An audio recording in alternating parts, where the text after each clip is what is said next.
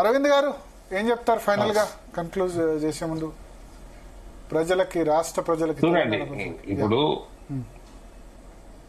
ప్రధానమంత్రి గారు ఒక మాట అన్నారు, రష్యా యుక్రెయిన్ వార్ అయినప్పుడు ఆయన అక్కడికి వెళ్ళినప్పుడు వాళ్ళకి ఏం చెప్పాలని చెప్పి ఆయన ఒక స్టేట్మెంట్ ఏముండేనంటే 21వ శతాబ్దము, ఈ శతాబ్దము యుద్ధం చేసే శతాబ్దం, సమయం కాదు ఇది అని అన్నారు. సో స్పష్టంగా మన నాయకుడు, మన దేశము అందరూ ఎవరికి యుద్ధము ఎవరికి ఇష్టం లేదు. పాకిస్తాన్ రిటాలియేట్ చేస్తే మనకు జరిగే నష్టం కంటే వాళ్ళకి 100 times ఎక్కువ నష్టం ఉంటుంది. కాబట్టి వాళ్ళు చేస్తారు అని నేనైతే అనుకోను. చూద్దాం వాళ్ళ ప్రధానమంత్రి ఏమంటాడు, ఏం చేస్తారు. Will wait and watch. We are anyways prepared. Okay, thank you sir. Thank you so much. Thank you Aravind garu. Krishnaprasad గారు, భరత్ గారు, ఫైనల్ గా కన్క్లూడ్ చేయండి. ఎస్, ఇందాక అరవింద్ గారు చెప్పినట్టు 2.0 ఉంటుందా? సింధు 2.0 అవసరం వస్తుందా లేదా? 2.0 అవసరం ఉండదు, ఆ అవసరం రాదు. ఆల్రెడీ పాకిస్తాన్ కూడా రియలైజ్ అయింది. ఏమాత్రం కొంచెం వాళ్ళు ఎస్కలేట్ చేసినా 100 రెట్లు నష్టం పాకిస్తాన్ కి జరుగుతుంది.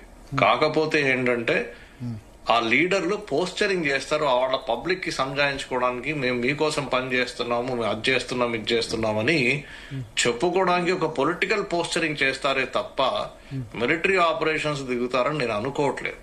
ఒకవేళ దిగితే ఎంత నష్టం వాళ్ళకి జరుగుతుందో వాళ్ళకే తెలుసు. మనం ఇట్లా ఖాళీగా కూర్చోలేదు, మనం అన్ని రకాలుగా ప్రిపేర్ అయి ఉన్నాం. నంబర్ 1. నంబర్ 2 వచ్చేసి మనం కూడా ఒక మెచ్యూర్ డెమోక్రసీ, ఒక able leadership, global leader Shri Narendra Modi గారి ఆధ్వర్యంలో మనం ఏం ఆలోచన చేస్తున్నామంటే ప్రపంచంలో ఎక్కడున్న పౌరుల గురించి వాళ్ళు వికసిత పొందాలని మనం కోరుకుంటున్నాం. పాకిస్తాన్ కావచ్చు, ఎక్కడైనా కావచ్చు, ప్రజలే. ఈ లీడర్ల వల్ల ప్రాబ్లమ్స్ వస్తున్నాయి.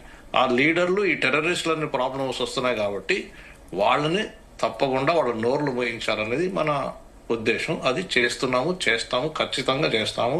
మనం అందరం ఈ సమయంలో మన ప్రధాని నరేంద్ర మోదీ గారితోని అండగా గట్టిగా నుంచుని ఉండాలని ప్రతి పౌరుడికి నేను విజ్ఞప్తి చేస్తున్నాను. థ్యాంక్ యూ అండి, నమస్తే అండి. Thank you.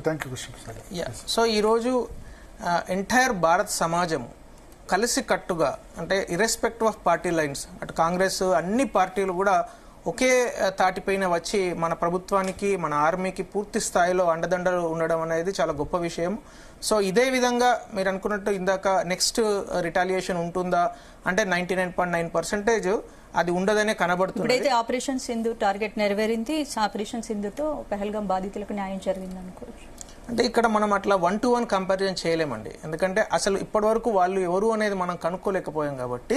కానీ టెర్రరిస్ట్ స్థావరాల మీద మనము గట్టి దెబ్బ పడ్డది కాబట్టి రానున్న రోజులలో అంటే our entire intention is avoid futuristic attacks. రేపు పొద్దున పహల్గాం లాంటివి రిపీట్ కాకుండా ఉండాలంటే వాడు ఏ రంధ్రంలో దాక్కున్నా, ఏ మూల ఉన్నా కూడా, వాడు ప్రపంచ ఏ సరిహద్దులలో ఉన్నా కూడా వాడిని లేపేయాలని అనుకున్నాం కాబట్టి ఇప్పుడు అంటే ఫర్దర్గా మళ్ళీ వాళ్ళు కోలుకొని రీక్యూపరేట్ అయ్యి మళ్ళీ వాళ్ళు ఒక ఉగ్రవాద దాడి చేయడానికి I don't think they will do that kind of a thing. At least ఇంకొక 4-5 years వాళ్ళు సామాన్లు సర్దుకోవడానికి 4-5 ఏళ్ళు పైన పడుతుంది. ఎందుకంటే అసలు వాళ్ళే they are also facing the death by 1000 cuts, అటు బలూచిస్తాన్ కావచ్చు, ఇటు తాలిబాన్ వాళ్ళ నుంచి. So I don't think Pakistan will have any guts to retaliate అనుకుంటున్నాను నేను. రైట్, థ్యాంక్ యూ అమర్ గారు, థ్యాంక్ యూ భరత్. రైట్, ఇది ఇవాల్టి DNA. నెక్స్ట్ టాపిక్ తో రేపు DNA లో మళ్ళీ కలుద్దాం. Keep watching Zee Telugu.